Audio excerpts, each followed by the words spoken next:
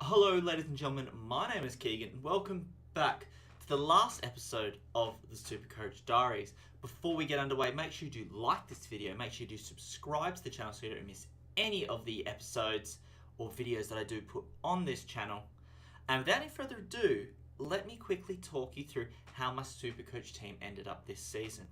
Now, off the top, I must throw out a big apology to people that were following my series very closely. What has actually happened is around round 18 or something, I actually went back to Australia and I was on holiday for a month visiting friends and family. So I didn't actually have time to put up another video. And since I got back at probably round 22, probably about 2 weeks ago, I've actually had a lot of technical difficulties. So I didn't actually have time or the equipment to get a video up. So again, really apologize for that. So I've missed the last 4 weeks. I can tell you it's probably been a really good last 4 weeks. I'm going to show you how I went in this last round, if I won any of my leagues, and show you how my team finally ended up. So here is my results overall, final round. So as you can see, my last round I got 2,410, which is easily my biggest score of the year, which is great to see. I had a total score of 48,747, and that put me at 20,729th position. Now, as if you've been following this series from the beginning, you know that my goal was to get under 20,000, and I've just missed out. I'm only 700 odd short, so it's not a complete failure, but it isn't where I wanted to be. So obviously I can't rate it as a win, but I still think that is a pretty good effort. My best scorer was Lance Franklin with 183. I wish I had him as my captain. And my lowest scorer was actually a player I bought in just this week, Dylan Robertson, with 31. And as you can see, if you look at my league, I had one league left in and I won the grand final, which is great to see, which is part of the Gold Coast Suns online big footy group. I won that league, which is great. If I'll quickly show you that. So I won it from second position. You can probably see a few of my last few round scores. 2,270. I lost that one, so then I went to 2,239. Won that one. 2,445. Actually, last week was a better score for me.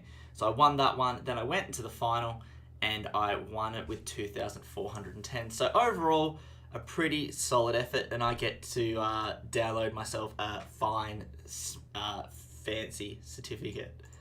But you're not probably interested about that. What you're probably interested in is seeing my team and how it actually looks in this last round, especially if you haven't had a chance to see my video, my team over the last month. So let's just show you how it looked and how my team turned out. Now, as you can see, it's really solid. Doherty, Adams, Laird, and Rance had been there pretty much most of the year. Robertson came in last week and he sort of really disappointed, and Harbrow's actually had an absolute dog past couple of 3 or 4 weeks, but I stuck with him this week just because I was one trade short. If I had one more trade, I would have been alright and I could have upgraded Harbrow to someone else, but he came through for me this week with 104, which I don't know how he got in a 115 point loss to Port Adelaide, but we're pretty happy with it. We're not going to complain. I had Dangerfield as my captain, which at 163 was an absolutely great move. The only one I could have had better was Lance Franklin, but he was pretty up and down this year, only averaged 98, which is still very good for a forward, but not someone I'm going to be sticking the captaincy on. Martin came in towards the end of the season. He was a big performer. Same with Mitchell. Kelly had been there most of the year. Murphy. Bontempelli was a very big disappointing. Just as a side note, I don't understand how he got into the All-Australian squad of 40. I don't think he's had that good of a year. I think there are players that missed out that definitely had better years than Bontempelli, but that is for another video. Merritt was pretty good. He came in recently in the last couple of weeks, and he's been an absolute superstar for me. Treloar, again, average, but I just never really... I had always had more dire people to trade out. So Treloar actually ended up keeping his spot, even though at times I did really want to trade him. Paddy Ryder really picked it up towards the end of the year. He was great. Martin was alright, average 98, which you can't really complain about. McRae came in very late, 119, really happy with that. Franklin's been there. I think Franklin's been there since the start. I'm not 100% sure, but I think he's been there since the beginning. So he's stuck around. Yo was brought in pretty early on. Dalhouse has been there since the start. Again, like Treloar, Dalhouse probably hasn't performed for me, but with Treloar, same with Treloar, when I wanted to trade Dalhouse, there were always other injuries or something else that I needed to trade for. So I had to. Dalhouse always stayed and he always survived the chop. He probably should have got rid of him earlier, but that's the way it goes. Now Curves has been there since the start, and Green was there for I think about half of the season. So overall, that's how it looked. If you look at my rookies, Spencer actually was a good pickup late on. He allowed me to save a bit of money, invest a bit of money into some other players around the field, and he got a 60 average for a player that started 102,000. I can't really argue with Spencer. Hibbard was a big bust. I wish I didn't pick him. Greenwood was great. Greenwood was probably one of my better performers. Whenever I had a injury in the midfield or the forward line, he always came in and he always filled the hole, which was great. Mountford was okay. Cousins was a big bust, even though he was a downgrade. Once I downgraded him, he sort of never really got there. Cameron was an absolute mistake. He didn't make any money for me. Like, he promised so much at the start of the year, and a few people had him, but he just never got on the field. He constantly came up injured by the looks of the red and white circle next to his name, so I never actually got a chance to put him on the field. Stewart was a really good pickup. I picked up Stewart thinking he's going to be an absolute bust, and I just need him to make a little bit of money for me, and he's up to 323,000 when he started at 150 or something, so he made us a good fair bit of money.